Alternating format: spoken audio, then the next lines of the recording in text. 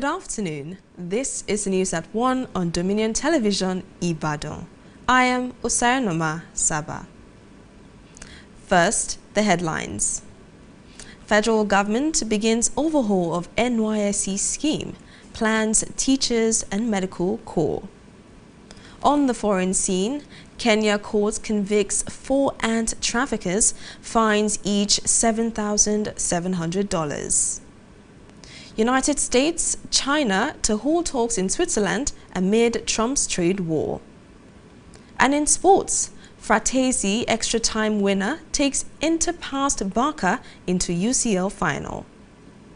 Now, the news in detail. The federal government has set up a committee to carry out major changes to the National Youth Service Corps. The goal is to make the scheme stronger, more useful to national growth, and better suited to the needs of the Nigerian youths. This decision followed rising concerns about the safety of corps members, poor facilities, and whether the NYSC still fits into today's social and economic realities. Speaking at the event, the Minister of Youth Development, Ayodele Olawande, said the NYSC has played an important role in building national unity and helping young people since 1973. The inauguration of the committee happened in Abuja with key people from government, civil society, and private businesses in attendance. Meanwhile, former President Olusegun Obasanjo has reaffirmed his belief in Nigeria's ability to chart its own path to success, declaring that the country possesses all the resources, both human and material, needed for greatness. Speaking at the inauguration of new substations of the geometric power plant in Ogbo Hill, Aba, Abia State, Obasanjo said his decision to issue a license to Professor Bath Naji to operate the power company was driven by his faith in Nigeria's indigenous capabilities. He praised the progress recorded by Geometric Power, describing it as proof that Nigerians can deliver on complex projects if given the opportunity, stressing that the success of Geometric Power was a lesson in self-belief and self-reliance. The Afenifere Youths has called for action to end insecurity in the region, calling them to revisit and enact the anti-grassing law to curb open grazing in Nigeria. The call was made by the Afenifere Youth Organization of Nigeria at a security summit held at the House of Chief, Ibadan, Oyo State capital. Our correspondent, Grace Aino, has the report. Issues of herdsmen invasion as well as kidnapping have raised serious concern among residents of the Southwest. We are here to talk about the security in the Southwest and the other Yoruba-speaking states in Nigeria. And as you can see, some other eminent personalities in the gathering. We are here. Part of the mission is to orientate our youth not to join the kidnapping, business of today. Because, as you can see, if you are a lot of things are happening in Yoruba land, and we are not happy about it. And I can tell you that this is the first time the Yoruba youth are coming together to talk about the security, because the Yoruba nation is our future, and we need to protect it. That's why we're coming together to protect it now. A meeting of Afenifere Youth Organization of Nigeria in a bid to address issues of insecurity affecting the zone called for a collaborative effort to find a lasting solution. The rate at which these herdsmen are attacking our farmers on the farm is very, very alarming. It's not happening in Oyo State alone, it is happening throughout the Southwest region. The act of getting to farmers' farm and make sure that they use whatever they find there to feed their animals without giving them the permission to do so. We have a lot to do. The government is doing their own part, but we, the Yorubas, what's our contribution? What I mean by that is that in our area, do we participate in the security in our area? You have to start from somewhere. The gathering, however, sought the intervention and support of the federal government to secure and strengthen the Southwest Security Network in the region, also known as Amotekun Corps. Aino Grace, Dominion News. The House of Representatives has warned of citizens' revolt if the federal government fails to address insecurity in the country, which has been on the upswing in the last few weeks.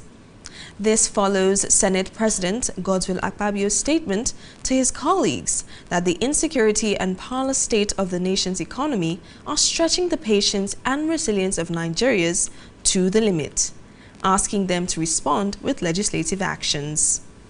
Lawmakers from areas ravaged by insurgency and killings by herdsmen in the country, who led the debate on the issue at plenary, also accused the presidency of not doing enough to resolve the insecurity problem in the country, despite the over 19.7 trillion naira spent on security. On the foreign scene, a Kenyan court has fined 4 men $7,700 each for attempting to traffic thousands of ants out of the country in a case that wildlife experts say signals a shift in biopiracy from iconic animals like elephants to lesser-known species. Authorities arrested 2 Belgian teenagers, a Vietnamese man and a Kenyan national, on April 5, accusing them of trying to smuggle roughly 5,440 giant African harvester ant queens, which Kenyan prosecutors valued at around 1.2 million Kenyan shillings.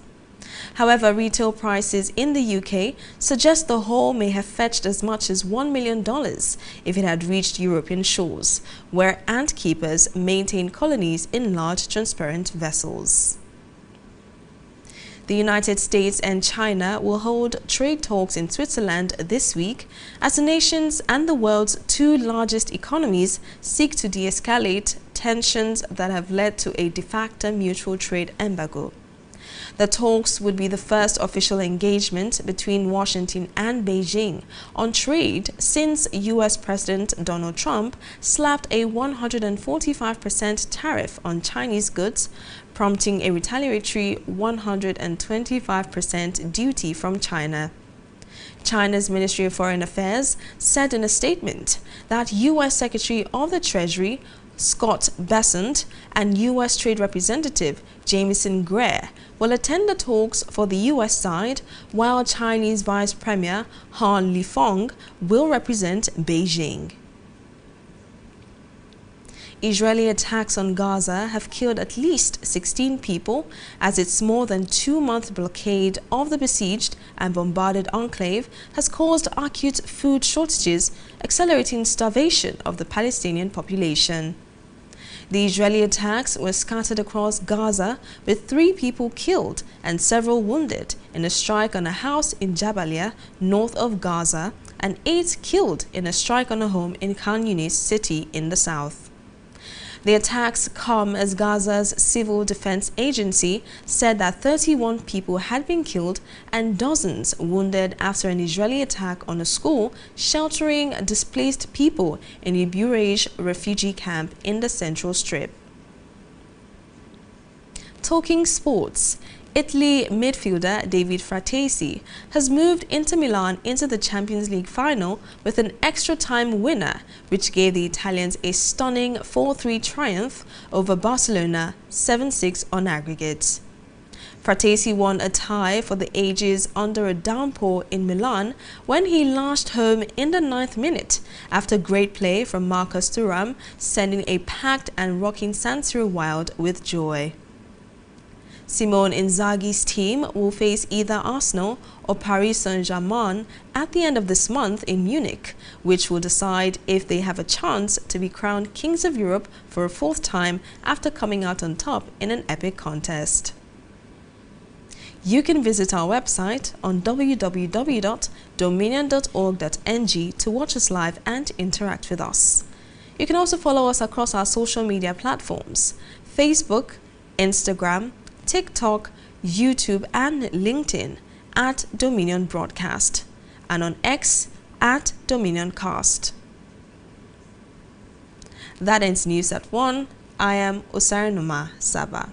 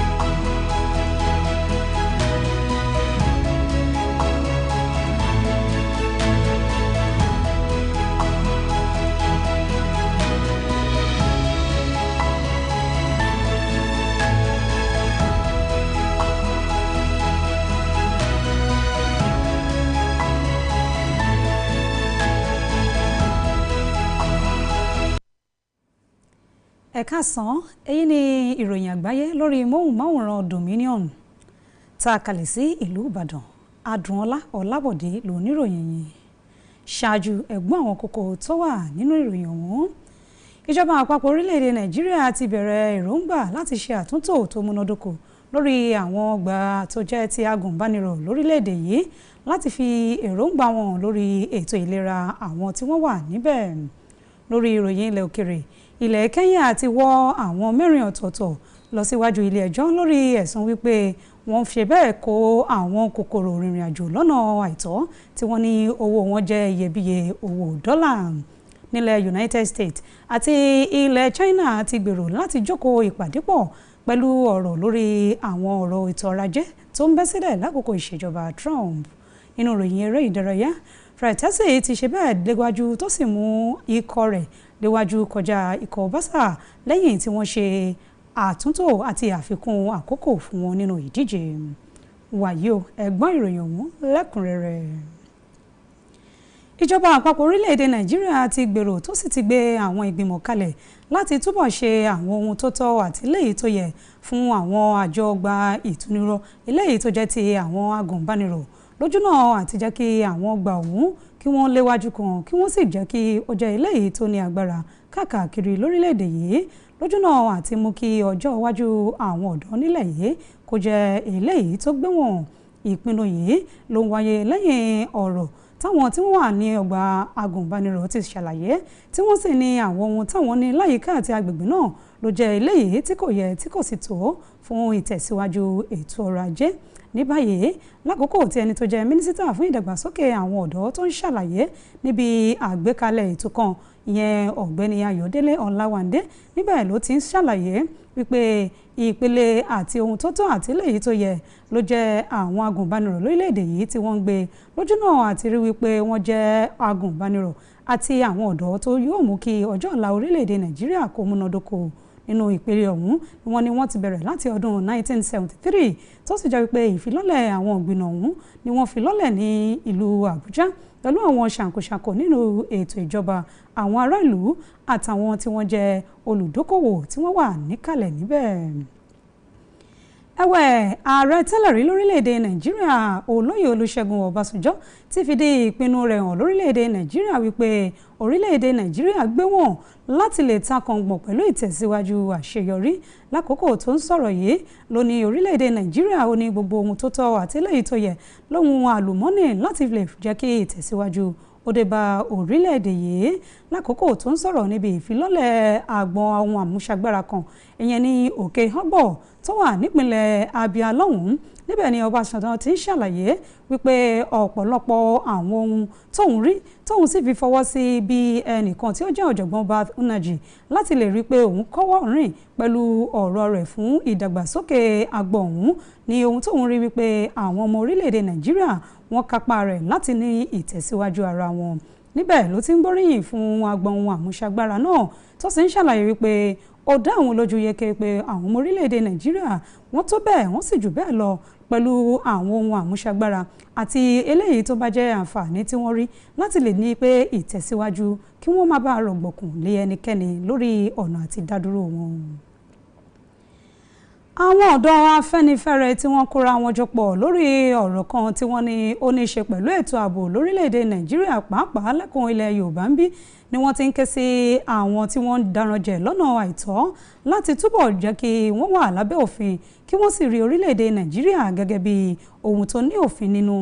Lákòókò tí àwọn ọ̀dọ́ ọ̀hún tí wọ́n pérajọ pọ̀ sí olú ilé wọn nílùú Ìbàdàn bí ìyẹn níbi tí olóyè kan tó ti ṣe bẹ́ẹ̀ tó jẹ́ òun ló kó wọn jọ pọ̀ sílùú Ìbàdàn tó jẹ́ olú ìlú ìpínlẹ̀ Ọ̀yọ́. Níbẹ̀ ni wọ́n ti ń ṣàlàyé wípé ilé ìjọba orílẹ̀-èdè Nàìjíríà gbọ́dọ̀ gbé wọn tó sì gbọ́dọ̀ ṣe ohun tó tọ́ àti eléyìí tó yẹ lórí ètò ààbò orílẹ̀-èdè yìí. Ilé ìgbìmọ̀ aṣojú-ṣòfin ti ṣe ìkìlọ̀ fún ìjọba àpapọ̀ wípé ṣe ni kí wọ́n gbé ìgbésẹ̀ kọ́mọkóbó lójúnà àti rí pé àwọn ọmọ ilẹ̀ Nàìjíríà ò sún kògiri àti wípé wọn ò gbé ìgbésẹ̀ tí ò lórin àti eléyìí tí ò bófin mu. nínú ọ̀rọ̀ kan eléyìí tí ààrẹ ilé ìgbìmọ̀ Godswill Akpabio tó ṣàlàyé fáwọn akẹgbẹ́ rẹ̀ níbi tí wọ́n ti ń sọ̀rọ̀ ètò ìdáàbòbò lórílẹ̀‐èdè Nàìjíríà àti ipò tó dé báyìí lérí ohun tó mọ ètò ọrọ̀ ajé. Níbẹ̀ ló ti ń ṣàlàyé wípé ìjọba àpapọ̀ wọ́n nílò láti gbé ìgbésẹ̀ kọ́mọ́nkóbo láti rí wípé àwọn ọmọ ilẹ̀ Nàìjíríà kò sún kògiri àti pé ètò ààbò ọ̀hún kò ń ṣe léyìí tó sún àwọn ọmọ ilẹ̀ Nàìjíríà. Àwọn kan tí wọ́n jẹ́ aṣòfin láti àwọn apá agbègbè tó jẹ́ ìwà ìgbésùmọ̀mí àti ìwà ìṣekúpani lọ́nà àìtọ́ tó sì ń wá láti ọwọ́ àwọn darandaran nílẹ̀ yìí tó jẹ́ níbẹ̀ ló ti ń gògò sí i ni wọ́n rọ ilé ìgbìmọ̀ tí wọ́n sì ń ṣàlàyé wípé ààrẹ ò tí ì ṣe ohun tó gbọ́wọ̀n tó àti wípé díẹ̀ ọmọkùnrin ò tí ì tó fún ọ̀nà àti dáàbòbò àwọn ọmọ orílẹ̀-èdè yìí. Nínú ọ̀rọ̀ wọn ni wọ́n ti ń ṣàlàyé wípé bó tilẹ̀ jẹ́ wípé ó lé ní tírílíọ̀nù lọ́nà 15 tí ìjọba àpapọ̀ tí wọ́n ná lórí ètò ààbò wọ́n ní síbẹ̀ wọ́n sì nílò àti sapá síwájú sí i. Nínú ìròyìn ilẹ̀ òkèrè, ilé ẹjọ́ kan tó fìdí kalẹ̀ sílẹ̀ Kenya ti ṣe bẹ́ẹ̀ wọ́ àwọn ọkùnrin 4 ọ̀tọ̀ọ̀tọ̀ kan lórí ẹ̀sùn wípé wọ́n kó àwọn kòkòrò tí wọ́n lé ní 7,000 rìnrìn àjò lọ́nà àìtọ́. Nínú èyí tí wọ́n ní ṣe ni wọn yóò jẹ́ kí àwọn kòkòrò ọ̀hún kí wọ́n lọ oko parun pẹ̀lú bí àwọn ẹranko mìíràn bíi ẹkùn àti àwọn ẹranko mìíràn bíi erin bó ṣe jẹ́ wípé ìwọ̀nba ni wọ́n kù nílẹ̀ ọ̀hún. Àwọn aláṣẹ nílẹ̀ Kenya ni wọ́n mú àwọn 2 nínú àwọn tí wọ́n mú ọ̀hún tó jẹ́ àwọn ará Belgium àti àwọn lára àwọn ará Vietnam. Bẹ́ẹ̀ bákan náà ni wọ́n mú ẹnìkan tó jẹ́ láti orílẹ̀-èdè Kenya fúnra rẹ̀ tó sì jẹ́ wípé wọ́n mú wọn ní ọjọ́ 5 oṣù kẹrin ọdún tá a wà nínú rẹ̀ yìí pẹ̀lú ìwà ẹ̀sùn tí wọ́n fi kàn wọ́n wípé ní ọ̀nà àìtọ́ ni wọ́n ń kó àwọn kòkòrò tó jẹ́ wọ́n lé ní 5,000 rìnrìn àjò ọ̀hún tó sì jẹ́ wípé àwọn kòkòrò ṣàǹkóṣàǹkó ti ilẹ̀ Kenya tí wọ́n sì fi ṣe ibùgbé náà ló jẹ́ wọn kó. Nínú ọ̀rọ̀ tí ẹni tó wọ́ ọ̀rọ̀ ọ̀hún lọ síwájú ilé ẹjọ́ níbẹ̀ ló ti ń ṣàlàyé pé àwọn kòkòrò ọ̀hún wọn á tó bíi mílíọ̀nù 2 owó Kenya. Ẹ̀wẹ̀ nígbà tí wọ́n ṣe owó ọ̀hún ní ti owó ilẹ̀ UK ni wọ́n ṣàlàyé pé owó náà lé ní owó mílíọ̀nù kan owó dọ́là tó jẹ́ ti ilẹ̀ UK tó sì jẹ́ wípé òun náà ni wọ́n ń kó àwọn kòkòrò ọ̀hún rìnrìn àjò lọ́nà àìtọ́. Nílẹ̀ US àti ilẹ̀ United States tó fi mọ́ ilẹ̀ China ti jókòó tí wọ́n sì ti fi orí ìkòkò sọ̀dúnrún láti jókòó ìpàdé nínú ọ̀sẹ̀ yìí. Ìpàdé láàrin àwọn orílẹ̀-èdè gbòógì méjèèjì ọ̀hún ní láti jókòó lórí ètò ọrọ̀ ajé àti láti wá ojútùú sí àwọn làkàdí àti àìbalẹ̀ ọkàn tó ń ṣúyọ lórí ètò ọrọ̀ ajé tó wà láàrin àwọn orílẹ̀-èdè méjèèjì ọ̀hún tó sì jẹ́ wípé ó ti gbé gidi ìbáṣepọ̀ tó dánmọ́rán láàrin wọn. Nínú ọ̀rọ̀ náà eléyìí tí wọ́n ní yóò wáyé ní Washington àti ti ilẹ̀ Beijing yóò fi jókòó pọ̀ látìgbà tí ààrẹ tuntun ìyẹn tó wà nípò báyìí ìyẹn tilẹ̀ US Donald Trump ti ṣe bẹ́ẹ̀ gbé owó tó lé ní 95 ìyẹn owó ìdá tó gbé lórí owó ọjà láti ilẹ̀ China. Bákan náà tí ilẹ̀ China sì ti pinnu wípé àwọn náà yóò gbé ìdá 95 lórí owó ọjà tó ń kúrò láti ilẹ̀ àwọn náà. Bákan náà ni àjọ ilẹ̀ China tó wà nílẹ̀ òkèrè ti ṣàlàyé tí wọ́n sì ti fọ̀rọ̀ léde wípé ẹni tó jẹ́ akọ̀wé ètò ìṣúná láti ilẹ̀ US Scott Bessent ti ṣàlàyé tí àwọn náà sì rí pé àwọn ohun táwọn ń ṣe ló nílò àfojúwò. Bákan náà ni ẹni tó jẹ́ òǹṣojú fún ètò ọrọ̀ ajé ilẹ̀ US ìyẹn Jamieson Grier ló ṣàlàyé pé àwọn yóò wà níbi ìpàdé ọ̀hún láti jókòó tí ẹni tó jẹ́ Levin ìyẹn náà yóò sì mọ́ ṣojú ilẹ̀ Beijing. Ìkọlù ti ilẹ̀ Israeli tí wọ́n ṣe sí Gaza ló ti ṣekú pa àwọn ènìyàn 16 tó sì jẹ́ wípé ó ti ń lọ bẹ́ẹ̀ láti bí oṣù méjì tí wọ́n ti dí gàgá mú ọ̀nà àti jẹ́ kí àwọn ènìyàn ní ànító àti àníṣẹ́kù oúnjẹ níbẹ̀ léyìí tó ti fa ebi ọ̀gàjà fọwọ́mẹ́kẹ́ pàápàá fún àwùjọ àwọn ará Palestine. Ìkọlù tí Israeli ṣe yìí ló ṣe bẹ́ẹ̀ tó ti sọ àwọn ará ilẹ̀ Gaza tó ti pín wọn yẹ́lẹyẹ̀lẹ tó sì jẹ́ wípé ènìyàn 3 ló pàdánù ẹ̀mí wọn tí ọ̀gọ̀rọ̀ ènìyàn farapa níbi ìkọlù kan tí wọ́n jù sí orí ilé kan tó wà ní Jabalia lápá àríwá ilẹ̀ Gaza. Níbẹ̀ náà ló jẹ́ wípé ènìyàn 8 ló gbẹ̀mí mì nínú ìkọlù mìíràn tó ṣẹlẹ̀ sí inú ilé kan ní Khan Yunis tó jẹ́ olú ìlú kan ní apá gúúsù níbẹ̀. àwọn ìkọlù yìí ló ń wáyé lẹ́yìn tí àwọn agbọn olùdáàbòbò ti ilẹ̀ Gaza tí wọ́n ti ṣàlàyé wípé àwọn ènìyàn 31 ló ṣekú pa tó sì jẹ́ wípé wọ́n gbẹ̀mí mì lákòókò tí ìṣẹ̀lẹ̀ ọ̀hún tó ṣẹlẹ̀ tó sì jẹ́ ogunlọ́gọ̀ àwọn ènìyàn lẹ́yìn tí ilẹ̀ Israeli tí ó ṣe ìkọlù náà ló jẹ́ wọ́n farapa pàápàá jùlọ lákòókò tí ìkọlù wọn tó ba ilé ẹ̀kọ́ kan níbẹ̀ níbi tí àwọn tó jẹ́ wọ́n jẹ́ alárìnkiri tí wọ́n fi orí wọn pamọ́ sí i.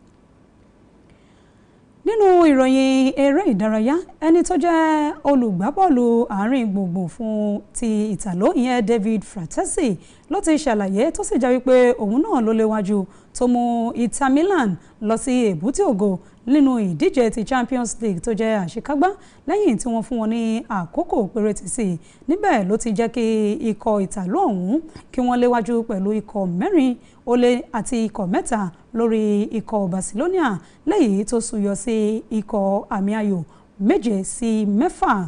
Fratesi ló díje ló sì rí pé ó ta kọ̀ǹgbọ̀ àṣeyọrí ọ̀hún pẹ̀lú bó ṣe mú ìdùnnú bá ikọ̀ ọ̀hún nínú eléyìí tó jẹ́ ìfigagbága lẹ́yìn wákàtí àti àwọn àkókò tí wọ́n lò lórí ìdíje ọ̀hún lẹ́yìn tí Marcus Thuram tó sì jẹ́ pé wọ́n ti kọ́ wọ́n rìn tí wọ́n sì ṣe dáadáa nínú ìdíje náà lẹ́yìn tó mú Zanziro wà nínú ayò báyìí. Simon Inzaghi nínú ikọ̀ tirẹ̀ yóò kojú ikọ̀ Arsenal àti Paris Saint-Germain nínú ìdíje tó ń bọ̀ níparí oṣù yìí ní Munich.